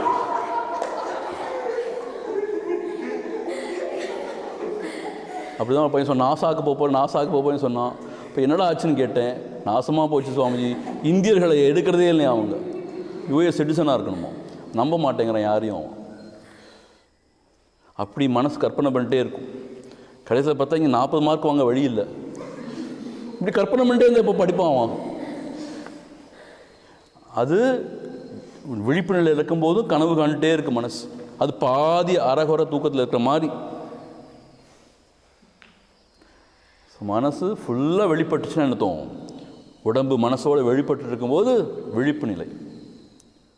அது அறகுறை தூக்கத்தில் இருந்துச்சோம் பாதி தான் வெளிப்படுது அப்படின்னா அது கனவு நிலை. நல்ல லயமாயிடுச்சு, அப்படியே ஒடுங்கிடுச்சுன்னு சொன்ன இந்த அகங்காரம். அப்போ என்ன? ஆழ்ந்த நித்திரை. இந்த 3 புரியுதா உங்களுக்கு? இந்த 3 நிலை புரியுதா? இந்த அகங்காரம் தான் நல்லா முழிச்சுட்டு இருந்துச்சு, அங்கேயும் இங்கேயும் போய் எல்லாம் செஞ்சுட்டு இருந்துச்சுன்னா, நல்லா சிந்திச்சு எல்லாம் செஞ்சு சொன்னால் அது ஜாகிரத அவஸ்தை. ஜாகிரதுனா விழிப்பு நிலை. இப்போ நம்ம இருக்கிற நிலை விழிப்பு நிலை. 2வது அறகுறையாக இருக்கும்போது பெட்லாம் படுத்துட்ருக்கு, ஆனால் மனசு என்னமோலாம் கற்பனை பண்ணிகிட்ருக்கு. இது ஸ்வப்னம்னு சொல்லுவோம், கனவுன்னு சொல்கிறோம். அப்புறம் அந்த அகங்காரம் அப்படியே ஒடுங்கி போச்சுன்னா அது ஆழ்ந்த நித்திரை. இது எதுக்கு சுவாமி இப்போ பேசுகிறாரு? இது காரணம் இருக்குது. காரணம் இல்லாமல் பேசுவாங்களா? அடுத்த செய்யுள் மாத்திரம் பார்த்துருவோம். நாளைக்கு ½ டே தான் இருக்குது, இன்றைக்கி தான் ஒரு நாள் இருக்குது, 31 செய்யுள் இருக்கு. அதனால் பார்ப்போம். அந்தக்கரண விருத்திஷ்ச சிதிஷ்சாயைக்யமாகதா வாசனா கல்பயேத் ஸ்வப்னே போதே அக்ஷைர் விஷயான் பஹிஹி அந்தக்கரண விருத்திஷ்ச சிதிஷ்சாயைக்யமாகதா வாசனா கல்பயேத் ஸ்வப்னே போதேக்ஷைர் விஷயான் பஹிஹி. இந்த அந்தக்கரண விருத்தின்னு சொன்னோம் இல்லையா? என்ன அர்த்தம்? இந்த அந்தக்கரண விருத்தினா மனசில் தோன்ற அந்த எண்ணங்கள்லாம் சிதிஷாயான்னு சொன்னோம் இல்லையா? அதோட ஐக்கியமாயிட்டு இருக்கும் பொழுது இந்த உடம்பு புலன்கள் மூலமாக இயங்கும் பொழுது பஹிஹி வெளியில கல்பயேத் உலகத்தை பார்க்குது. இங்கே வார்த்தை பாருங்க, கல்பயேத்னு போடப்பட்டிருக்கு. அப்படின்னா அக்ஷைஹினா சென்ஸ் ஆர்கன்ஸ். அக்ஷைஹி சென்ஸ் ஆர்கன்ஸ் மூலமாக இந்த உலகத்தை பார்க்குது வெளியில். எப்போ? இப்போ விழிப்பு நிலையில். ஆனால் சொப்னே தூங்குன நிலையில் என்ன ஆகுது? தூங்குன நிலையில் இந்த விழிப்பு நிலையில் நம்ம நிறைய அனுபவிச்சிருப்போம் இல்லையா? அது சப்கான்ஷியஸ் மைண்டில் இருக்குது. வாசனானா இம்ப்ரெஷன்ஸாக இருக்குது. ஒரு சில இம்ப்ரெஷன்ஸ் இருக்குது. கனவு காணும்போது அந்த இம்ப்ரெஷன்ஸ்லாம் அப்படியே கனவாக வரும். ஒரு உதாரணம் சொல்கிறேன். நீங்கள் ஒரு பயங்கர பேய் படம் பார்த்துட்டு தூங்குறீங்கன்னு வச்சுப்போமே. பேய் படம் பார்த்து மிரண்டு போயிருக்கீங்க பயங்கரமாக, சரியா? நீங்கள் பார்த்துருக்கீங்களா பேய் படம்? இந்த காஞ்சனா கிஞ்சனாலாம் பார்க்கக்கூடாது. பயங்கரமான பேய் படம் பார்க்கணும். இங்கிலீஷில் வரும் எக்ஸா, அதெல்லாம் பார்க்கவே முடியாது. அதெல்லாம் சேலஞ்ச் பண்ணாங்க நிறைய பேர். இவ்வளோ பணம் கொடுக்குறீங்க, உட்காந்து தனியாக உட்காந்து பார்க்கணும். செத்து போயிடுவோம், பிளட் ப்ரெஷர்லாம் எகிரிடுவோம், அப்படி பயமுத்திடுவானுங்க. இப்போ டால்பின்னு என்னமோலாம் சுற்றி சரவுண்ட் சிஸ்டம் சவுண்ட்லாம் போட்டால் என்ன ஆகும்? நமக்கு சும்மாவே பயம் இருக்குது. இருட்டிலே போக முடியல. டாய்லெட் போனால் கூட வரியாமா ப்ளீஸ் என்னோட கூட வரியான்னு கேட்குறோம். அப்படி படம் பார்க்கணும். அப்படி படம் பார்த்துட்டு தூங்கும்போது பேயே வர வேண்டாம். மனசு பேயை நிறைய கற்பனை பண்ணி இல்லையா? அது ஏன் அந்த சப்கான்ஷியஸில் பதிஞ்சிருக்கு. நீங்கள் பார்த்த படத்தோட எஃபெக்ட் உள்ளே இருக்குது. அப்போது அறகுறையாக முழிச்சிட்ருக்குன்னு சொன்னோம் இல்லையா, அகங்காரம். அப்போ என்ன ஆகும்? அதெல்லாம் திருப்பி ரீவைண்ட் ஆகும். அப்படின்னா அதுவும் மீட்டு பார்க்குற மாதிரி. அதுதான் வாசனான அந்த இம்ப்ரெஷன்ஸ். அதை திருப்பி நம்ம பார்க்குறோம், அனுபவிக்கிறோம். இன்னொரு எக்ஸாம்பிளுக்காக சொன்னேன். பேய் படம் மாத்திரம் இல்லை, இந்த உலகத்தில் வாழும்போது இப்போ ஒரு பையன் ஹேஸ் ஃபாலன் இன் லவ்னு வச்சுப்போம் பொண்ணோட. அந்த பையன் என்ன செய்வான்? முடிச்சுட்டு இருக்க நேரம் ஃபுல்லாக அவளையே நினச்சிட்ருக்கோம். மோட்டு விளைவே பார்த்துட்ருப்பான் இல்லையா? இப்போ அப்படி பார்க்குறது இல்லையோ, ஃபோனையே பார்த்துட்ருக்கானோ. திருப்பி திருப்பி திருப்பி திருப்பி திருப்பி திருப்பி அந்த பொண்ணையை நினச்சிட்டு அது மனசு ஆழமாக பதியுது இல்லையா? தூங்கும்போதும் கனவுலையும் அவள் தான் வருவாள். நினைவில் வந்து பயமுறுத்துவா, ஆனால் கனவுல வந்தால் ஒரு பெரிய ஏஞ்சல் மாதிரி வருவாளாக இருக்கும். அவன் அப்படி தான் நினச்சி பார்த்துருக்கான் வரணும்னு. ஆனால் அப்படி வரல ரியாலிட்டியில். அட்லீஸ்ட் கனவுலையாவது வரணுமே. அம்பியா இருந்தான் அவன். ஆனால் அவன் ரிஜெக்ட் பண்ணிட்டா அம்பியை. ஆனால் அவனுக்குள்ளே அப்படி ஒரு ரொமான்ஸ் இருக்குது. ஸோ அவன் தான் ரெமோவாக வரான். என்னோட அம்பி எப்படி ரெமோவாக வர முடியும்னா வரான். ஏன்னா அவன் சப்கான்ஷியஸில் இருக்கு அவனுக்கு. அப்படி ஒரு இது இருக்குது அவனுக்கு. So he becomes Remo. ஆனால் அவ்வளோ ஒரு பயங்கரமான உள்ள ஒரு இது இருக்குது அவனுக்கு. இந்த அதர்மம் அக்கிரமத்தை அவனுக்கு அம்பியாக இருக்கும்போது அதெல்லாம் செய்ய முடியாது. He feels very energyless. But அடியில் இருக்கவனுக்கு. ஸோ அந்நியனாகவும் மாற முடியுது. ஒரே ஆள் எப்படி மாற முடியுமான முடியும். அம்பியாக இருக்கிறவன் லவ் லெட்டர் எழுதி அம்மாட்ட கொடுக்குறான். ஏன் அம்மாட்ட கொடுக்குறான்? இதுதான் தர்மம், ரூல்ஸ் ராமானுஜம். நான் எப்படி அதை பொண்ணுகிட்ட போய் கொடுப்பேன்னு சொல்லிட்டு. ஆனால் ரெமோ ஆச்சுன்னா அவன் வேற யாரும் ஆயிடுறான். அந்த பொண்ணுக்கு அடையாளமே கண்டுபிடிக்க முடியாது. She falls for him. Why? He somebody else. Why? The impressions are very deep. அதுவே அந்நியனானா அப்பா, he is not Ambi, he is not Remo, he is something else. Why? The impressions are there deep within him. That is a split பர்சனாலிட்டியாக காமிக்கிறாங்க இல்லையா? ஏன்? Impressions are there சப்கான்ஷியஸில். So subconscious என்ன இம்ப்ரெஷன்ஸோ அதுபடி தான் நம்ம வாழ்க்கை ஆக்சுவலி. இப்போ வெளி உலகத்தில் உங்களுக்கு வந்து யாரும் ப்ரப்போஸ் பண்ணாமல் இருக்கலாம், ஐ லவ் யூன்னு சொல்லாமல் இருக்கலாம். ஆனால் மனசில் ஒரு ஏக்கம் இருக்கலாம் உங்களுக்கு. சரி, ஏன் என்னையை பார்த்து மட்டும் யாரும் ஐ லவ் யூ சொல்ல மாட்டேங்கிறாங்க? கன்றாவியாக இருக்கிற பொண்ணுங்களை பார்த்தாலும் ஐ லவ் யூ சொல்கிறாங்க. எவ்வளோ அழகாக இருக்கேன், என்னையை பார்த்து ஏன் சொல்ல மாட்டேங்க? அதுக்கெல்லாம் தனியாக வேற ஒரு விசேஷ குணங்கள்லாம் வேணும் போல இருக்கு. அப்படி ஒரு மனசில் ஆழமாக இருக்கும்போது கனவு என்ன வரும்? ஒரு பையன் வந்து ப்ரப்போஸ் பண்ணுவான் கனவுல. முட்டி போட்டு முழங்கால் போட்டு தான் ப்ரப்போஸ் பண்ணணுமோ, ரோஸ் தான் கொடுக்கணுமோ, ஐ லவ் யூ. சார் தூக்கத்தில் புலம்புவ, அம்மா பக்கத்தில் படுத்துருப்பா. அது ஏன் அப்படி உண்டாகுது? நினைவு விழிப்பு நிலையில் உனக்கு நிறைவேறாத சில விஷயங்கள்லாம் இருக்குது. அது ஆழ பதிஞ்சிருக்கு மனசில். அதனால் நாங்கள் சாமியார் யாரும் தனியாக தான் படுக்கிறது, ஃப்ரெண்ட்ஸோடலாம் கூட படுக்கிறது இல்லை. நாங்கள் வாட்டி தூக்கத்தில் புலம்ப ஆரம்பித்தோன்னா விளையாட்டுக்கு ஆழ்ந்த மனசு என்ன இருக்குன்னு யாருக்குமே தெரியாது. ஒரு சன்னியாசம் எடுத்து இந்த ரோப்ஸை மாத்திரம் எல்லாம் சரியாக போயிடாது. எல்லார் மனசுலையும் ஆழம் என்னமோலாம் இருக்குது, என்னமோலாம் இருக்குது. I am telling you. அது எப்போ வெளில வரும்னே தெரியாது. ஆக மனசு அரகுற தூக்கத்தில் இருக்கும் பொழுது, புத்தியோட ஆழமை இல்லாத போது கண்ட மேனிக்கு விரியும். அதுதான் கனவுன்னு சொல்கிறது. அந்த கனவுக்கு ஆதாரம் என்ன? நம்ம நினைவில் அனுபவித்த இந்த எக்ஸ்பீரியன்சஸ். அதுதான் அவர் சொல்கிறார். நினைவில் இருக்கும் பொழுது புலன்கள் கூட உண்மையிலே உலகத்தை பார்க்குற, அனுபவிக்கிற, அது முழுசாக முழிச்சுட்ருக்கப்போ அகங்காரம். அது பாதி அரகுற தூக்கத்தில் இருக்கும்போது உலகத்தை நீ பார்க்கல, இருந்தாலும் அனுபவிக்கிற. உலகத்தை எப்படி அனுபவிக்கிற? உள்ளே இருக்க அந்த இம்ப்ரெஷன்ஸ் அதுவே விரியுது எல்லாமா. அப்படி அனுபவிக்கிற அப்படின்னு சொல்கிறார். புரிஞ்சுதா உங்களுக்கு? ஸோ சிச்சாயாவை அது அகங்கிருதியோடு சேர்ந்து தேகத்தோடு ஐடென்டிஃபை பண்ணிக்கும் போது, வெளியில் உலகத்தை பார்க்கும்போது விழிப்பு நிலை. அந்த சிச்சாயா, அந்த அகங்காரம் எழுந்து சிச்சாயாவோடைய பேதிங் இந்த லைட் ஆஃப் சிச்சாயாவோட இருந்து உடம்பு ஐடென்டிஃபை பண்ணிக்கல, ஆனால் மனசு இருக்க இம்ப்ரெஷன்ஸ் இருக்கு இல்லையா, அதோடு ஐடென்டிஃபை பண்ணும்போது அந்த இம்ப்ரெஷன்ஸ்லாம் விரியும். அது கனவு நிலை.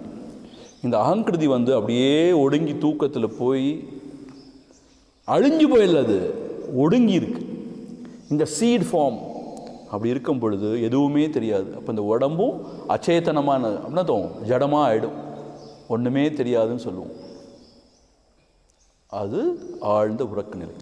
இப்படி இந்த 3 அவஸ்தைகள்லையும் இந்த ஜீவன் போயிட்டு வந்துட்டுருக்கு.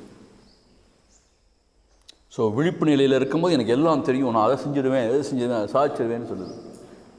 கனவு காணும் பொழுது நிறைவேறாத சில விஷயங்கள், என்னென்னைக்கும் அனுபவிச்ச விஷயங்கள்லாம் கண்ணா பின்னான்னு வெளியில் வருது. ஆக்சுவலாக நம்மளோட கனவை வச்சு நம்ம யாருன்னு நம்ம சொல்லிடலாம். நம்ம நினச்சிட்டு போனோம் ரொம்ப நல்லவங்க, ரொம்ப உத்தமமானவங்கன்னு. ஆனால் கனவுல தெரியும் நம்ம யாருன்னு. ஏன்னு கேட்டால் இம்ப்ரெஷன்ஸ் மோசமாக இருந்துச்சுன்னா மோசமாக தான் கனவு. சுவாமி எனக்கு மாத்திரம் ஏன் சுவாமி இந்த தெய்வங்கள்லாம் கனவுல வர மாட்டேங்குது? நிறைய பேருக்கு தெய்வங்கள் கனவுல வந்து சொல்கிறாங்க இல்லையா? சிவபெருமான் வந்தார், ஸ்ரீ கிருஷ்ணர் வந்தார், எனக்கு மாத்திரம் ஏன் வர மாட்டேங்குது? உனக்குள்ள குப்பையாக கிடக்கு. அதான் ரெமோ தான் வர்றார் கனவுல. கிருஷ்ணரும் ரெமோ தானே. இப்படியெல்லாம் பேசக்கூடாது. அவர் கடவுள். என்ன சுவாமி சொல்ல வரீங்க இப்போது? அவர் ரெமோவா இல்லையா? அவர் 7 வயசு இருக்கும்போது கோபிகளோட டான்ஸ் ஆனாருமா, ஞாபகம் வச்சுக்கோ நீங்கள் தயவுசெய்து. 7 வயசு குழந்தை. இப்போ அபய் இப்போ இவ்வளோ 3-4 வயசு, அவனுக்கு இன்னும் 3-4 வயசில் உங்களோட சேர்ந்து விளையாண்டா நீங்கள் என்ன சொல்லுவீங்கண்ணே? பாவம் சின்ன பிள்ளை. கிருஷ்ணர் அப்படி பேச முடியாது. Something else. சரியா? அப்போ கனவுல உங்களுக்கு ஏன் வரமாட்டேங்குது? தெய்வ மூர்த்தங்கள், நல்ல சத்குருநாதர் ஏன் உபதேசம் பண்ண மாட்டேங்கிறார் கனவுல? சில பேருக்கு சத்குருநாதர் வர்றார் கனவுல, உபதேசம் பண்ணுறார். ஏன்னா அவங்க சத்குருநாதர் நினச்சிட்டு இருக்கும்போது சத்குருநாதர் கனவுல வர்றார். ஸோ நம்ம எதை நினச்சிட்டு இருக்கோமோ அது வரும் உங்கள் கனவுல. எப்போ பார்த்தாலும் போர்னோகிராஃபியாக பார்த்துட்டு இருந்தீங்கன்னா கனவுல என்ன வரும்? பயங்கர வல்கரான விஷயம் தான் வரும். நினைவுலையும் அதுதான் வரும், கனவுலையும் அதுதான் வரும். தலையை ஒன்றுமே செய்ய முடியாது. You become totally a waste. யாரோடையும் அன்பாக பழக முடியாது. ஏன் இப்போ பார்த்தாலும் கெட்ட எண்ணங்கள் வல்கரான வந்துட்டு எப்படி எல்லார்ட்டையும் பழகிறது நல்லா? எப்போ பார்த்தாலும் இதான் விஷயமா அப்படி ஆகிடும். ஸோ அதனால் எது ஆழமாக பதியுதோ அது ரொம்ப முக்கியம். அதுதான் வாழ்க்கையை நிர்ணயிக்க போகுது. ஸோ நம்ம பதியறது எதுன்னு பார்த்து பதியணும் மனசுக்குள்ளே. கண்டதையும் பதிய வச்சிடக்கூடாது மனசில். அப்புறம் நாம தான் அவஸ்தைப்படுவோம். வேறு யார் அவஸ்தைப்படுவோம்? நாம தான் அவஸ்தைப்படுவோம். we reap the consequences of whatever we have sown. சரியா? இதோட நம்ம முடிச்சுப்போம். இப்போது மீதிய 9:45 பார்ப்போம். ஓம் பூர்ணமத பூர்ணமிதம் பூர்ணாத் பூர்ணமுதச்யதே பூர்ணஸ்ய பூர்ணமாதாய பூர்ணமேவாவசிஷ்யதே. ஓம் சாந்தி சாந்தி சாந்தி.